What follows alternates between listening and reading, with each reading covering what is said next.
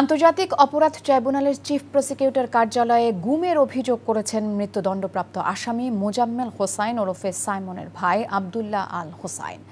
মঙ্গলবার জমা দেওয়ার অভিযোগে আব্দুল্লাহ আল হোসাইন দাবি করেছেন, ব্লগার অভিজিৎ রায় হত্যা মামলায় মৃত্যুদণ্ডপ্রাপ্ত আসামি মোজাম্মেল হোসাইন 2017 সালে গুমের শিকার হয়েছিলেন। চিফ প্রসিকিউটর কার্যালয়ে পৃথক 10টি গুমের অভিযোগ করা হয়েছে। সাবেক অতিরিক্ত পুলিশ সুপার আলেপুদ্দিন সহ 5 জনের বিরুদ্ধে তারা এই অভিযোগ করেন। মোজাম্মেল হোসাইনকে গুম করে অভিজিৎ হত্যা মামলায় আসামি করা হয়েছিল। তাকে দীর্ঘদিন গুম রেখে ভয়ভীতি দেখিয়ে স্বীকারোক্তিমূলক জবানবন্দি দিতে বাধ্য করা হয়। অভিজিৎ হত্যা মামলায় মোজাম্মেল হোসাইনকে মৃত্যুদণ্ড দেওয়া হয়েছে। তিনি এখনো জেল হাজতে আছেন। বলে যে তুমি যদি সাক্ষ্য না দাও, 164 ধারা জবানবন্দি যদি না দাও, তাহলে তোমার আব্বাকে ক্ষতি করবো আমরা।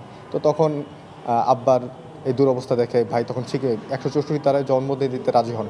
তো হাসিনার পতনের পর আমরা একটা কণ্ঠ পাইছি, একটা কথা বলার সুযোগ পাইছি। বড় বড় রাজনৈতিক পরিচয়ধারীরা তারা খালাস পেয়ে যাচ্ছে বিভিন্ন মামলা থেকে, তারা জামিন পেয়ে যাচ্ছে। বাট আমাদের যাদের সেরকম কোনো পলিটিক্যাল আইডেন্টিটি নাই, আমরা দেখা যাচ্ছে সেরকম কোনো সুযোগ সুবিধা পাচ্ছি না।